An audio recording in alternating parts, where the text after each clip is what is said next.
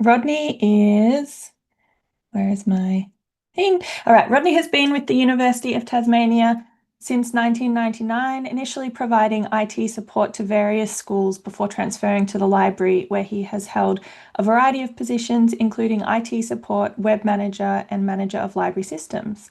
More recently, as project manager, library services, he served as the technical lead for the implementation of Primo and Alma. With experience on both sides of the divide between IT support and client expectations, Rodney has successfully navigated the complexities of IT projects. And now we're going to hear about one of those projects with a presentation, which a great title that I really like, The Good, the Bad, and the Alma, A Library's Tale of Transformation. Thanks, Rodney. Hi. Thank you for the introduction. Hi, I'm Rodney Foley, and I'm Project Manager of Library Services within Library and Cultural Collections at the University of Tasmania. The University of Tasmania has combined the library with its cultural collections, so we're sort of a combined GLAM environment. I'm actually giving the presentation today from sunny Nipaluna, Hobart, and it is very sunny down here on the traditional lands of the Palawa people. Today, I would like to talk about our recent migration to Alma. Late last year, the University of Tasmania decided to migrate its library services platform from innovative Sierra to Alma. At the same time, we implemented Primo as a discovery layer and also Rapido. So we sort of went the whole hog with everything there. This was the first major library systems migration we'd engaged in since 2012. So just as an overview of the presentation, today I'll just be giving an overview of the project and the objectives that we had for the project. Looking at the changed environment that we were working in between 2012 and 2024, as is the case with probably just about every academic library in Australia, we'd undergone significant changes. And those had affected the way that we actually approach this project. I was the project manager of the last migration in 2012 between Horizon and Millennium, and I certainly noticed that the change between then and now had significantly affected the way we actually tackled this project. We'll look at some of the issues and concerns that actually came up in the project. I assume most people here have been through a migration or a large-scale migration to Alma at some time in the past. But I think the process of migrating has probably changed a little bit, over the last 5 or 10 years. So we'll talk about some of the issues that came up during that migration. We'll look at how we overcame the issues, what sort of we put in place for that. And also I want to focus on the lessons learnt. So looking at how if other institutions or libraries are in a similar situation where they're trying to implement a system with limited resources, some of the things that you can do to actually try and make it a success. Basically, the reason that we decided to go about the project of migrating to Alma, we had a number of key objectives, but these were the main ones. We wanted to simplify the interface to our library resources to allow our clients to quickly discover and access resources. Prior to the migration, we actually had 3 separate resource discovery layers, or 3 different catalogs that our clients could use. So we had a classic catalogue, we had Encore from Innovative, and we also had EBSCO EDS. This was a rather confusing situation for people, and people asked why we needed those various 3 systems. We needed to enhance integration with corporate systems to simplify workflows. So our current system was really very much a standalone system. It wasn't integrating with other systems very well. We needed to implement a system that integrated the management of print-based and electronic resources. So we were actually using Intota for the management of electronic resources, and we're managing print-based resources within Millennium. So that had a number of problems, not the least of which, in total was having reduced development. So we really had to move off that system. We wanted to provide better data analytics and reporting to enhance evidence-based strategic decision making. We really hadn't been having the information that we needed to actually look better at how we were managing resources and the cost of that. We wanted to consolidate our library systems to eliminate duplication of tasks. So we had multiple library systems from various different vendors. We had Intota, we had EDS from EBSCO, Encore, VDX for our document delivery system, and Talus for our reading list system. And obviously having those from different vendors creates a lot of issues. So it's much easier to sort of consolidate and simplify the environment. And one of the big ones was implementing single sign-on integration. In the previous system, we had tried or looked at implementing single sign-on for our students, but it was just far too costly and far too complex. To give you a bit of a overview of the environment then and now, between 2012 and 2024, the 2012 implementation was Millennium, 2024 was Alma. We'd moved from being the library to now being library and cultural collections. At the time, we were actually under the division of students in education, but the library is now actually moved to be under accommodation and sport and recreation, which is an interesting place to put us. Probably the biggest issue was that we basically, due to restructure, we'd sort of lost half of our staff. So the number of FTEs in the library side had halved, which meant that it would have a very big impact on any sort of work that required a lot of staff involvement. We actually have 9 locations, 8 spread through Tasmania and 1 location in Rozelle in New South Wales. When we did the implementation in 2012, we had 6 dedicated people in the team dedicated to purely the migration and implementation. And this time we only had 1. And probably the 2 that would most concern people is that the control of the budget and project management of the system of the migration, which in 2012 was under complete control of the library, was now under complete control of IT services. So that's pretty concerning for us. So as you can see from that change in environment, we really had no control over the project management or the control of the project, or we felt that we didn't initially. We had no control over the budget, so that was all being managed by ITS. Really looking at the budget, it purely covered the cost of the implementation. There was basically no budget to employ additional staff or backfill staff at all. So it meant that we could have no dedicated implementation team. In the previous implementation, we had a team of people who were assigned to different areas, whereas this time people were just basically working off the side of their desk when they didn't have other business as usual tasks to do, which was not very often. And the final thing was we had no real control over the timeline. So if anybody who has recently implemented Alma knows, the timeline is pretty heavily controlled by Ex Libris. It's basically 5 to 6 months, and you really can't move anything around in that timeline.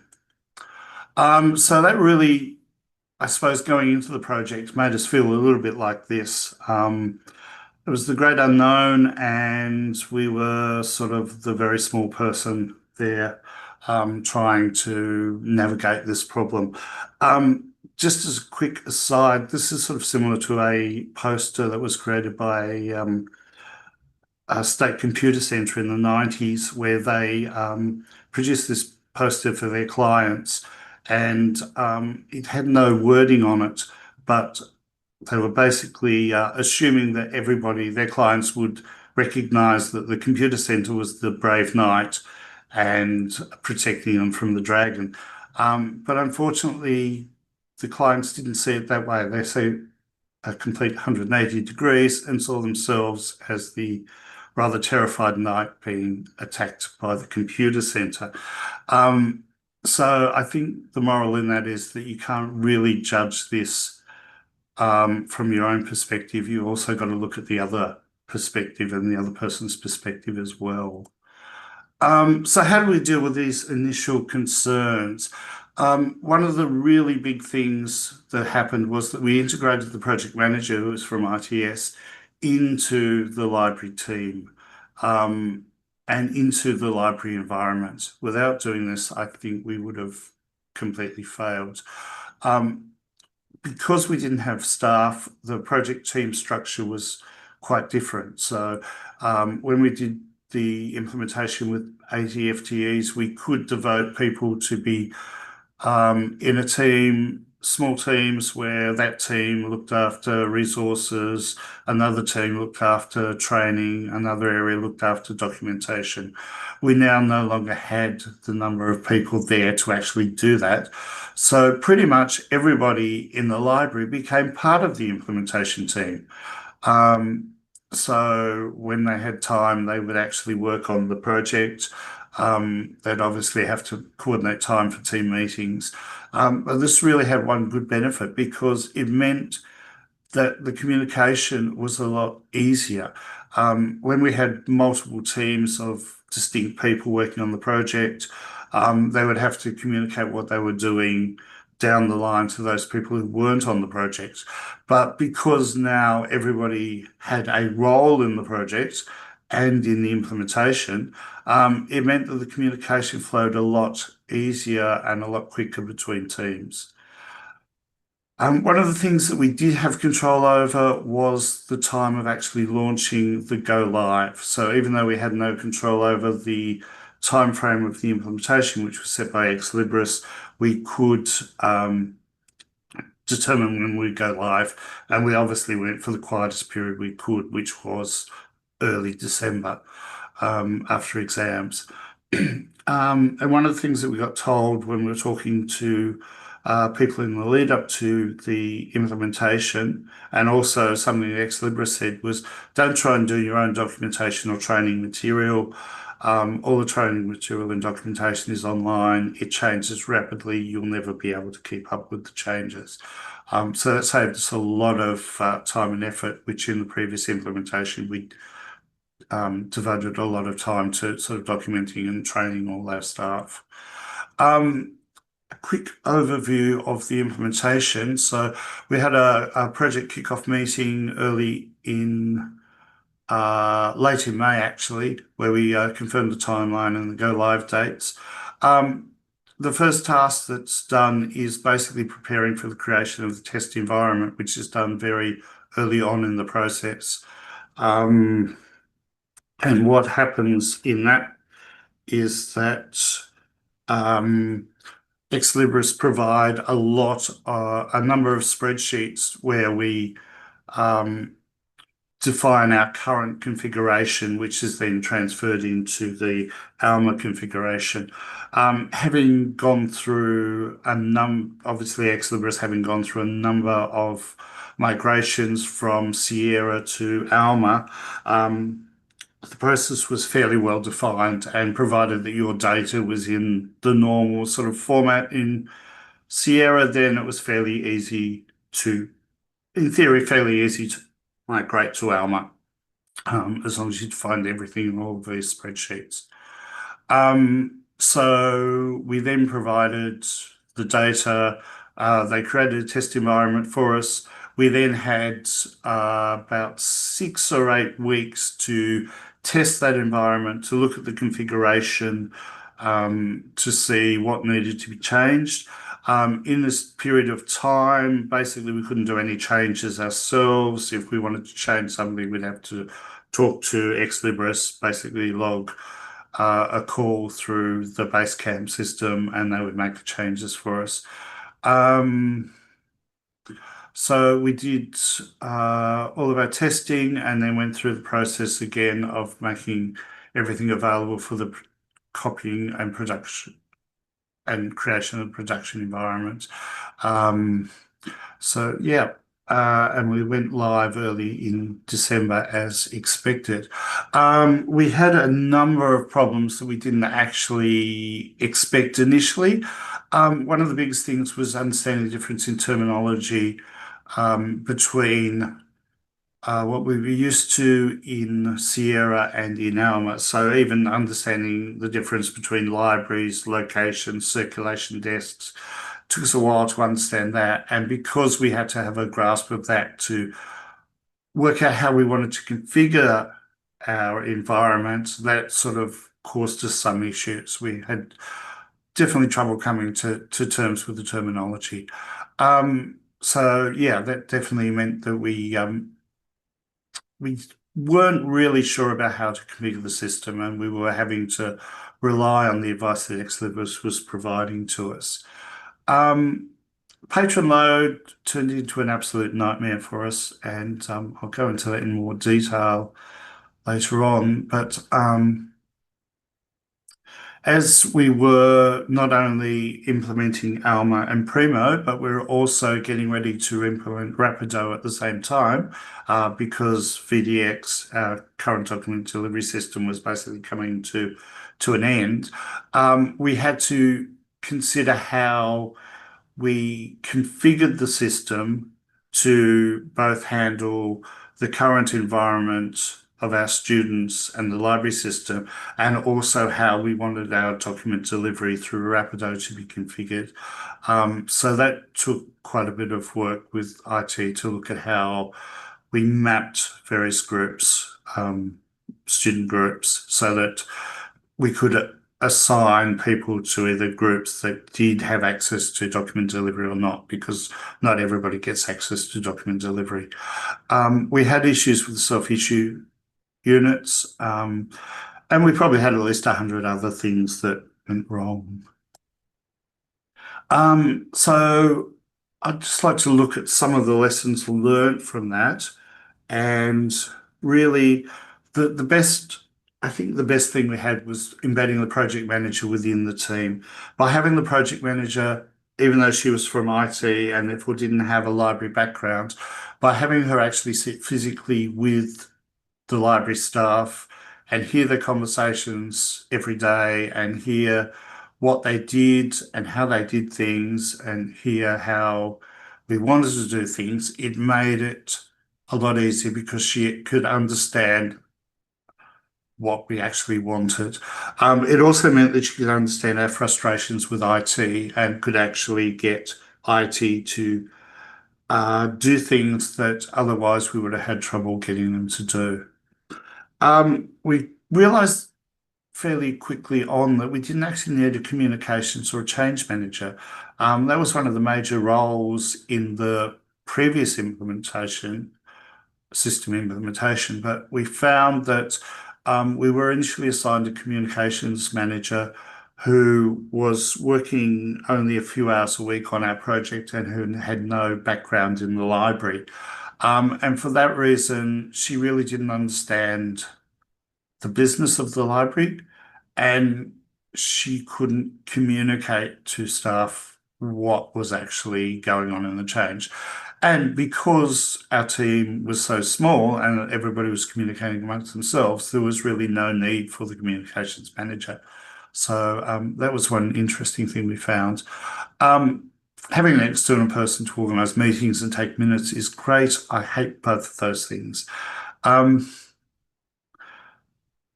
With the migration, there are only two loads of data, the load of data into the test system and the load of data into the production system. You really do need to ensure that you follow the same procedure in both of those. Unfortunately, with our problems with students' data, we did things completely differently in the final load, and it was very interesting. Um, it took a lot of work to actually get the data there, the patron data for the final load. Certainly, if there could have been a third load to test changes we'd made, that would have been a lot better. So if there was the preliminary load, then you test the test system and then make changes, make another load, and then test that and then do the final load. I think that would have been a lot better. But just with the two loads, it was very much when we went live with the final load, we sort of had our fingers crossed as to what was going to happen. Um, Unfortunately, due to the lack of staff, we really didn't devote as much time to testing as we would have liked. We did virtually minimal testing, and a lot of our testing sort of occurred after we went live.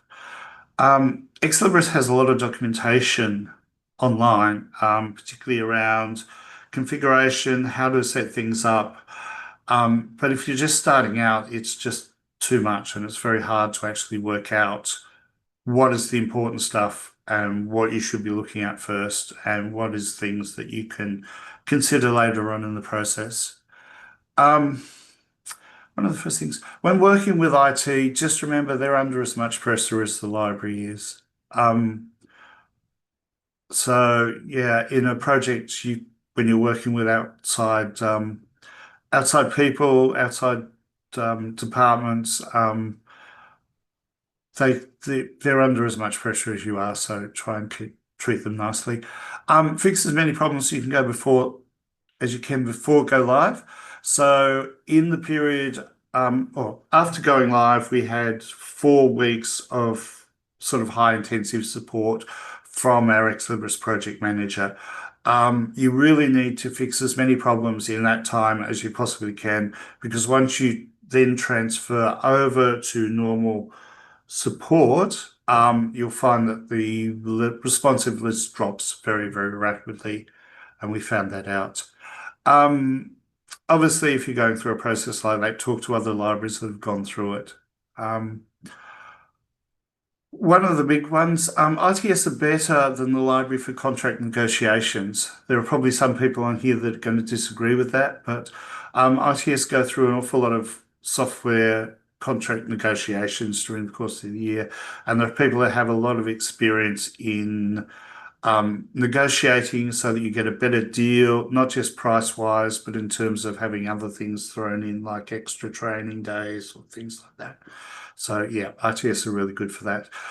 One thing we did do, even though we only had a few hours after we got the production system before it was actually live, we decided not to actually make it available for 3 days after it went live. So it was just used by our acquisitions resource management staff so that they could actually get some practice for a few days, look at looking at the acquisitions that we had on hold during the implementation process.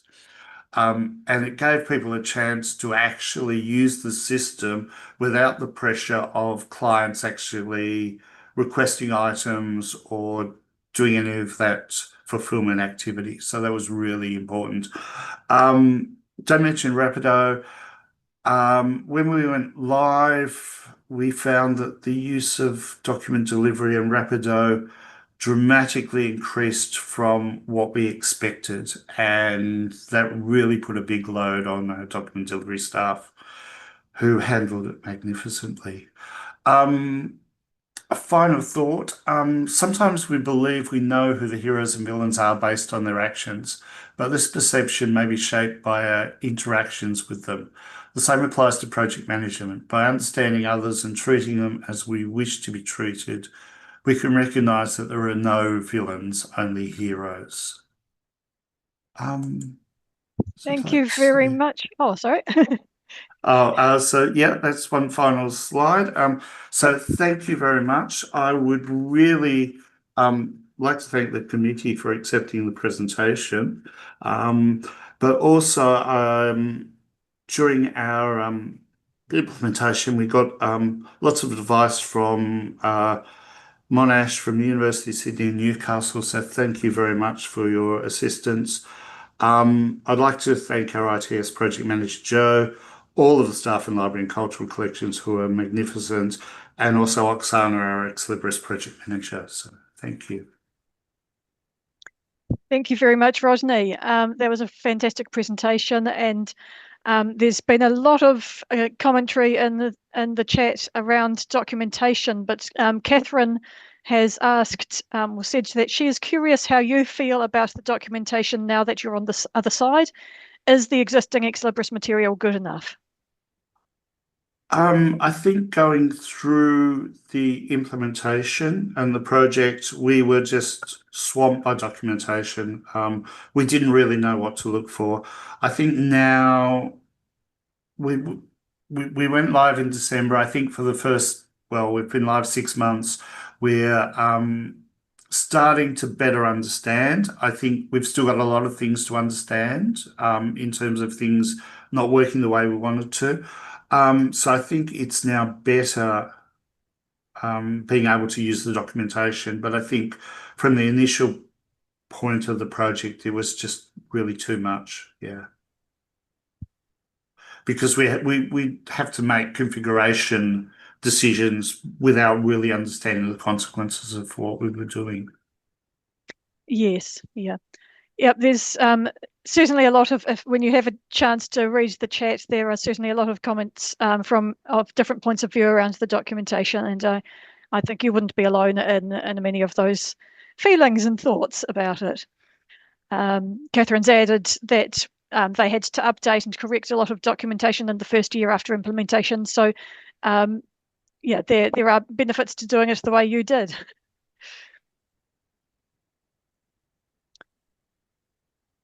Thank you again. A lot of sympathy in those comments. And we've got 1 minute left in case there's any other questions. I'm just scrolling through the comments at the moment. So yeah, I definitely agree with Susan's comments. Oksana is wonderful to work with.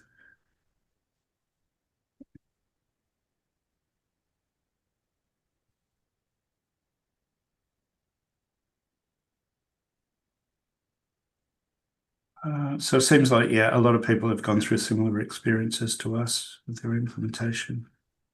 Yes.